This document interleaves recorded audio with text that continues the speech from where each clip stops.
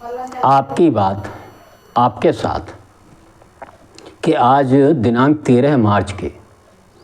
इस 461वें अंक में मित्रों आप सभी को मेरी राम राम। मित्रों, आज मैं अपनी चर्चा शुरू करने से पहले मैं आपको अपने इस चैनल के माध्यम से आपके समक्ष 31 दिसंबर 2024 को एक अंक के माध्यम से मैंने आपको मिजोरम और मणिपुर में राज्यपालों का जो परिवर्तन हुआ था, उस परिवर्तन के फलस्वरूप उन राज्यों में अजय भल्ला पूर्व गृह सचिव व जनरल बीके सिंह पूर्व सेना अध्यक्ष की नियुक्ति के संबंध में चर्चा की थी। उस चर्चा में जैसी मैंने आशा और इस चर्चा के क्या परिणाम देश हित में, राष्ट्र हित में, प्रदेशों के हित में होने जा रहे हैं, उनके बारे में मैंने विस्तार से चर्चा की थी। जिन मित्रों ने वह अंक नहीं सुना है, मेरा अनुरोध है कि प्ले लिस्ट में जाकर आपकी बात आपके साथ में 31 दिसंबर 2024 और इसके बाद जो आशाएं मैंने इन दोनों नियुक्तियों के संबंध में व्यक्त की थी, देश हित प्रदेश हित में, वह किस प्रकार फलीभूत हुई, सफल हुई, वह आप सब देख रहे होंगे। जो मणिपुर बहुत बहुचर्चित मिजोरम आतंकवादी घटनाओं, मैतेई, कुकीज और देश विरोधी तत्वों का एक जमावड़ा बना हुआ था, आज वह किस प्रकार शांति के डगर पर धीरे धीरे बढ़ता जा रहा है, उसके संबंध में भी मैंने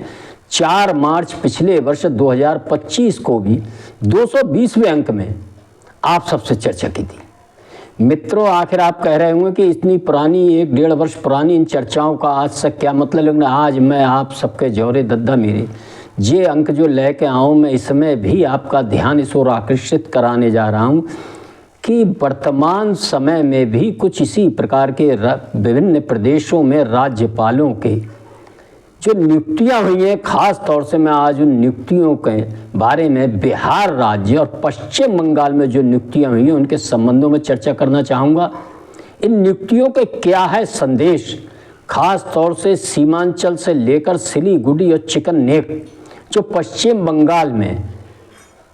उत्तर पूर्वी भारत की ओर जाने वाला एक सकरा रास्ता है, भारत की एक दुखती रग है,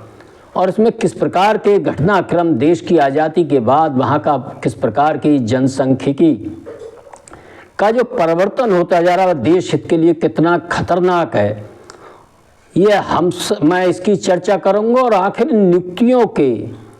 इस बारे में क्या परिणाम होने जा रहे हैं इन समस्याओं के प्रति, जो बिहार का खास तौर से सीमा नेपाल बॉर्डर से लगता प्रदेश है, उत्तर प्रदेश का भी कुछ हिस्सा है इसमें काफ़ी बड़ा,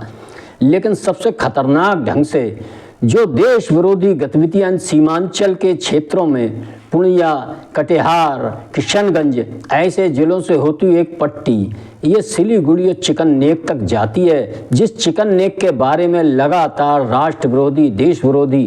कुछ तत्व ऐसे हैं आए दिन इस चिकन नेक को लेकर अपने देश विरोधी बयान देते रहते हैं, वह हम सब जानते हैं। मित्रों, मैं मूल विषय पर आते हुए मेरा आप सबसे एक बार पुनः निवेदन है, यदि मेरे ये अंक आपको राष्ट्र हित में, आपकी जानकारियां बढ़ाने के लिए, सनातन हित में और कुछ सकारात्मक जानकारियों से आपको वो से प्रेरित कर इस ओर सोचने को मजबूर करते हैं, तो नई जानकारी देते हैं, तो कृपया मेरा अनुरोध है इनको पूरा सुनकर यूट्यूब पर जाकर लाइक करें, शेयर करें और इन चैनलों को, इस चैनल को सब्सक्राइब भी करें। जिन भैया ने अगर अभी दद्दा मेरे सब्सक्राइब ना करो, एक सब्सक्राइब का बटन दबाकर आप इस ओर मेरे इस चैनल को अपना आशीर्वाद दे सकते हैं। दद्दा मेरे अभी जब ये अंक आप सबके समक्ष पहुंचा होगा तो बिहार के अंदर रिटायर्ड लेफ्टिनेंट जनरल सैयद अता हसनैन और पश्चिम बंगाल में एक पूर्व आईपीएस अधिकारी व देश के विभिन्न पदों पर रहे, जो देश की सुरक्षा से जुड़े ऐसे पद रहे, उन पर रहे ऐसे रिटायर्ड RN रवि,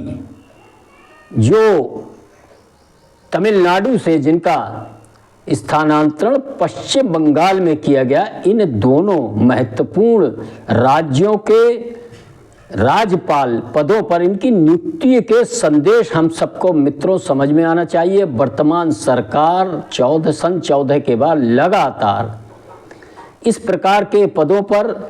वहाँ उस क्षेत्र की, उस राज्य की, आखिर राष्ट्र हित में, देश हित में, उस प्रदेश के हित में क्या मांग है, ऐसे विशेषज्ञों को लगातार नियुक्त करती रहती है। मैंने आपको बताया किस प्रकार मिजोरम व मणिपुर में भी इसी प्रकार की नियुक्तियां हुई थी मित्रों।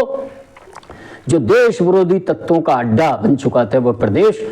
और इसी प्रकार की नियुक्तियों की ओर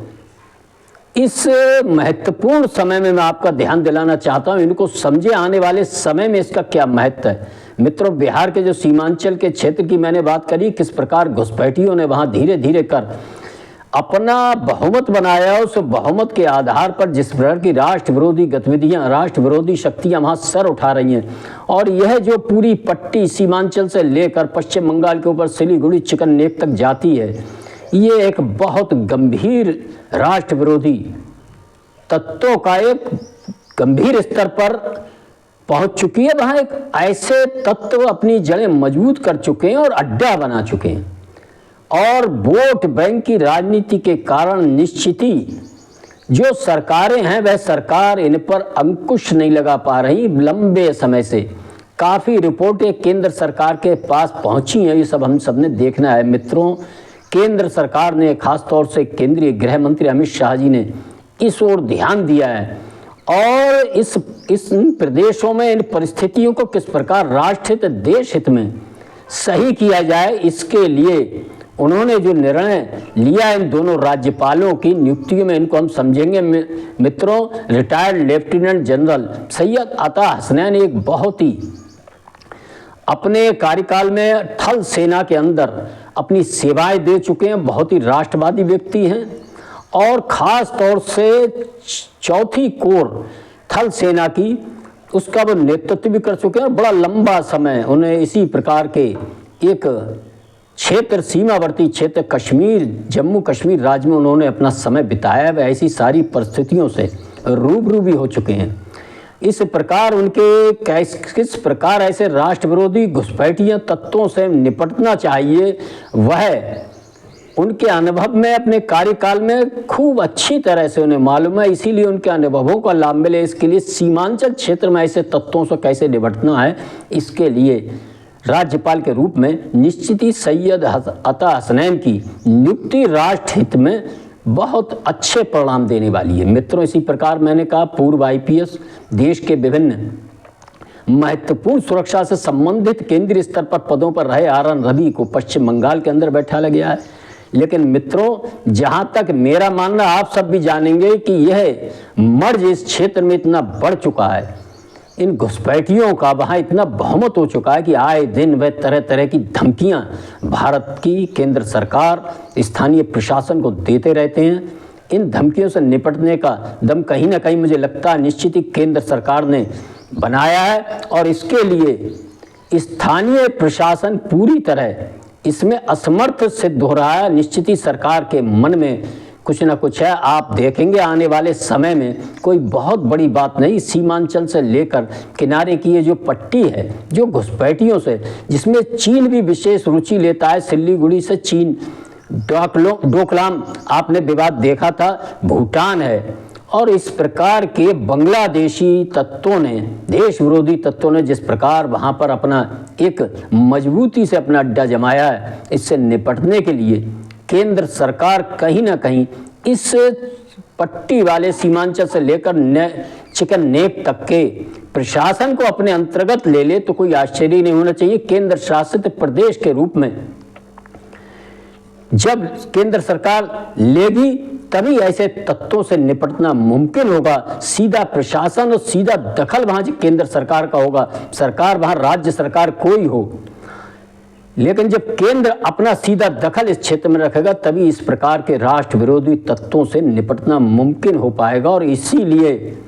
आप सब देखेंगे आने वाले समय में जो ये राज्यपाल के पद पर नियुक्तियां हुई हैं, इन नियुक्तियों का यही संदेश है कि आने वाले समय में इन घुसपैठियों को इस क्षेत्र से अपना बोरिया बिस्तरा लेकर जाना ही पड़ेगा, इस देश को छोड़ना ही पड़ेगा। इस देश में जो अवैध रूप से, खास तौर से चिकन नेक, उस देश की सुरक्षा व्यवस्था, एकता, अखंडता के लिए खतरा उत्पन्न हो चुके हैं, कर चुके हैं, उस खतरे से निपटने के लिए सरकार ने किसी न किसी कठोर कार्रवाई का मन बनाया है। और उस कठोर कार्रवाई पर आगे बढ़ने के लिए जिस प्रकार की तैयारी सरकार कर रही है, इस पर हम सबकी नज़र रहना चाहिए। मित्रों, आपकी बात आपके साथ के माध्यम से मैं इस प्रकार की विभिन्न घटनाओं का, सकारात्मक घटनाओं का जो राष्ट्रीय हित में होने जा रही हैं, मैं आप सबके ध्यान में लाने का प्रयास करता हूं। मैंने मिजोरम और मणिपुर के बारे में किया था। मेरा अनुरोध है, वह अंक आप सुनेंगे तो आज आपको मेरी बात सही सिद्ध होती लगेगी। इसी प्रकार राष्ट्रीय हित में ये जो अंक मैंने आपके समक्ष रखा है, पश्चिम बंगाल, बिहार, इस निर्णय को एक आम निर्णय आप राजनीतिक ना समझे। इसके आने वाले समय में बहुत महत्वपूर्ण परिणाम राष्ट्रीय हित, देश हित में होने वाले हैं। इस अंक में मैं अपनी वाणी को विराम देते हुए आप सबसे मेरा निवेदन है कि आप इस प्रकार के अंकों को सुनकर शेयर जरूर किया करें। धन्यवाद। जय श्री राम, जय श्री वाल्मीकि भगवान, भारत माता की जय।